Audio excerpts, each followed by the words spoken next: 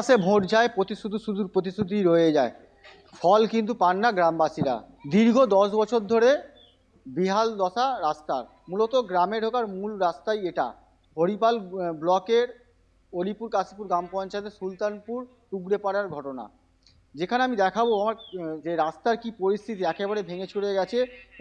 যে রাস্তাতে কিন্তু চলাফেরা করতে কার্যত ব্যাহত হচ্ছে তাদের যাতায়াত জনজীবন। এবং সব থেকে বড় প্রশ্ন এখানে যে কোনো এই গ্রামে যদি কোনো রুগী মানুষ যদি অসুস্থ হয়ে পড়েন, কোনো মানুষ যদি অসুস্থ হয়ে পড়েন, তাকে হসপিটালে নিয়ে যেতে হয়, সেক্ষেত্রে কিন্তু অ্যাম্বুলেন্স বা কোনো গাড়ি কিন্তু এখানে ঢুকতে পারে না।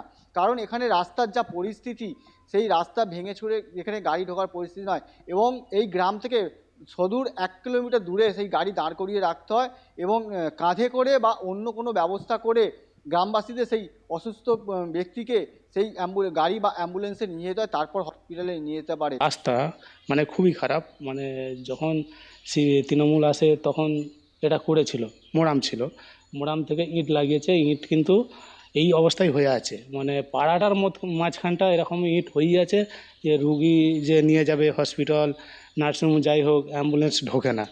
এই তো 10 বছরের রাস্তা করে দেয় না, লোকের ঘর দুয়ারগুলো দেবে বলে দেয়নি, কেন দেবে না? এই যে ঘর ঢোকার জন্য রাস্তা এইগুলো করে দেওয়া তো উচিত, এগুলো কেন দেবে না? এইটা নিয়ে আমাদের আপদ। এই ভোটের সময় এসে আলো খাটতে দিয়ে গেলে হবে? টুকরেপাড়া সুলতানপুর গ্রামের মানে রাস্তাটার কথা আমাদের নজরে আছে।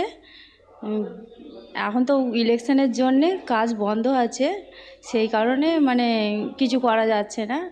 আর আমরা ওপর থেকে অর্ডার পেলে অবশ্যই ওই রাস্তাটার বিষয়ে মানে সিদ্ধান্ত নেব।